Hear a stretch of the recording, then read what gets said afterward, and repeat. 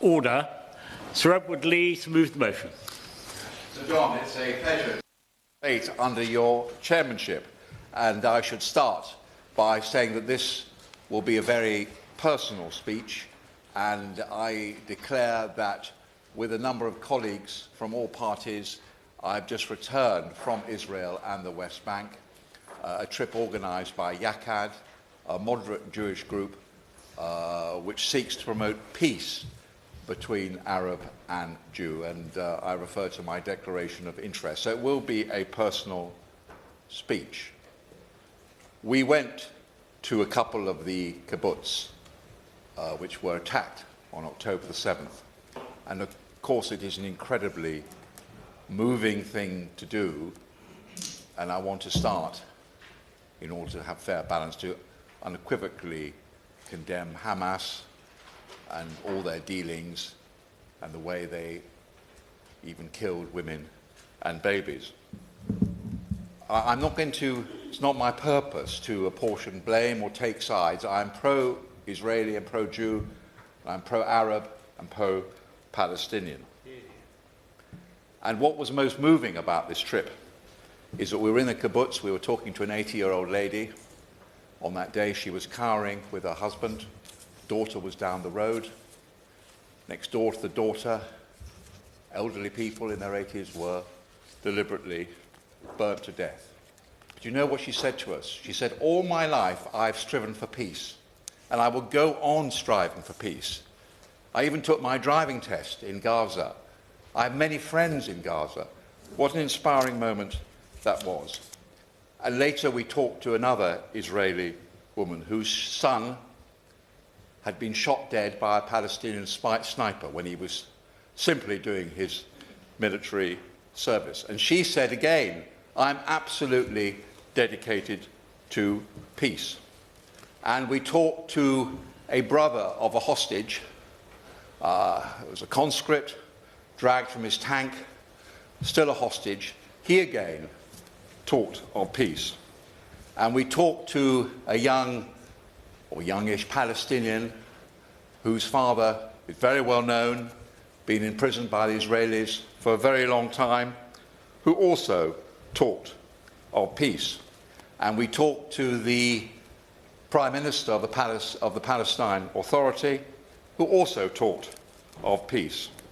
And the purpose of this debate, if we have any moral authority at all, is to convince our moderate Israeli friends that it is simply not in the interest, the long-term interest of Israel, to hold down in occupation some 5 million Palestinians, 2 million in Gaza and 3 million on the West Bank.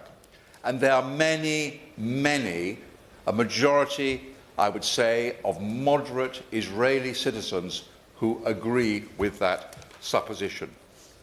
However, there are some extremist settlers who have a completely wrong idea that somehow they can expel people who have lived for centuries in the West Bank from their ancestral homelands. This is something which I know our government and ourselves and everybody in this debate will unequivocally condemn. And on this visit, we spent time in the West Bank, and it was incredibly moving to visit a small Palestinian settlement, dry lands, to see how they were coping, to see a beautifully turned out little girl, same age as my granddaughter, living in these appalling conditions. And in this very hot and dry climate, traditionally they'd sheltered in caves to protect themselves from the heat and the cold in winter, and extremist Palestinian settlers had deliberately smashed the caves. And we went to another village nearby where the hall had been deliberately smashed. The moment we turned up, two young settlers, I can only describe them as punks, turned up with submachine guns in a clear act of intimidation. So the purpose of this debate, and I agree that our influence is only moral, is to draw attention to what is happening on the West Bank. Because so many eyes are fixed on Gaza, and I'm not going to talk a lot about Gaza. It's incredibly important, but I've got very little time. I want to talk about the West Bank.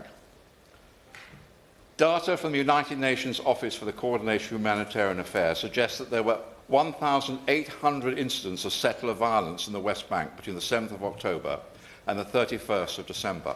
And with the whole world's attention on Gaza, perhaps there's been too little attention on the West Bank. That's an average of 4 a day. The Nablus Governorate saw 411 incidents. These incidents are varied in nature. They include upfront violence, but also other forms of harassment. The olive harvest in October and November has been a particular time of tension. Harvests have been interfered with and crops damaged. Often the police, army and armed settlers organisers, civilian security coordinators, are either physically present or alleged participants. Settlers and soldiers have attacked, beaten or threatened harvesters. There are even 8 cases of live fire directed at Palestinian farmers. Soldiers shot and killed a 59-year-old Palestinian woman from the village of Fakar. Agricultural equipment has been stolen, property damaged and crops taken or destroyed.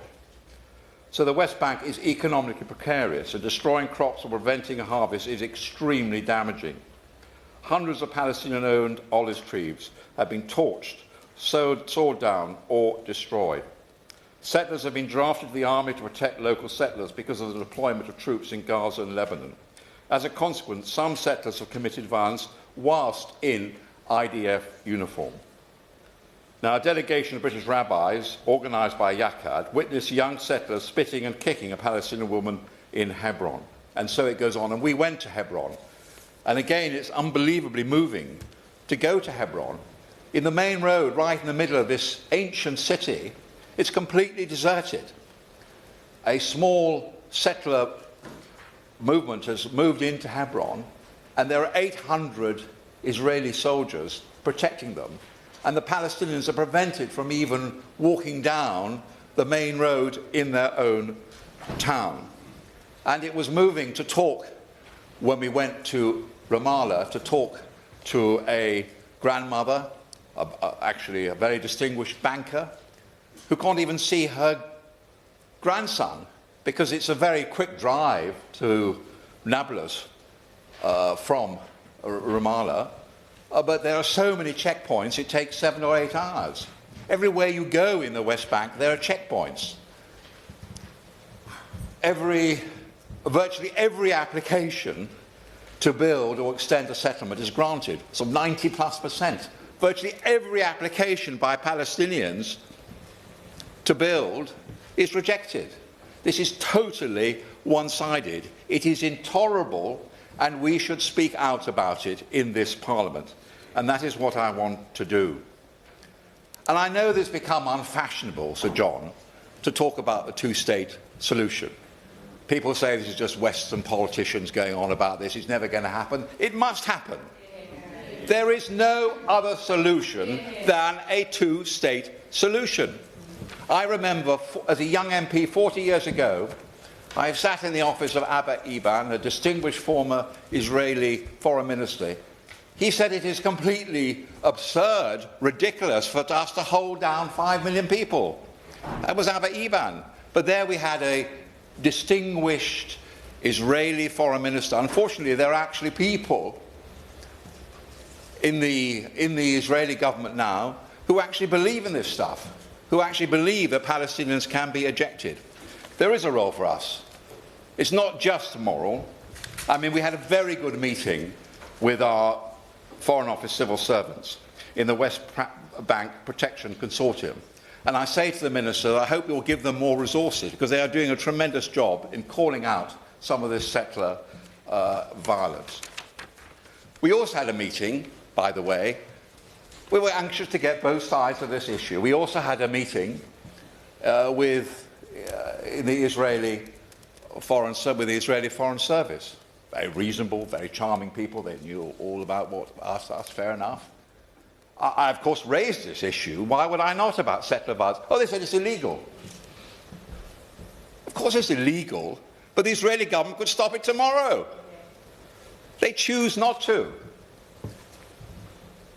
Now, if I may, so many people make suggestions, but if I make one suggestion, it is in the absolute interest of Israel to try and calm this down. It is the interest of Israel to clamp down on illegal settlers. It is the interest of Israel to stop all new settlements. It is in the interest of Israel to come to a settlement. And I'll end on that point. It is in our interest to go on encouraging this process, to have the moral courage to remember these people and to say that this debate is about peace. Now, I know everybody's depressed about this, doom and gloom, this will never happen. But you know, people often think about that in history. People thought the Soviet Union would last forever. But I am confident, I think, that eventually logic and peace will break out. And these two great peoples, Arab and Jew, Palestinian and Israeli, can live side by side in peace. And I beg to move this motion.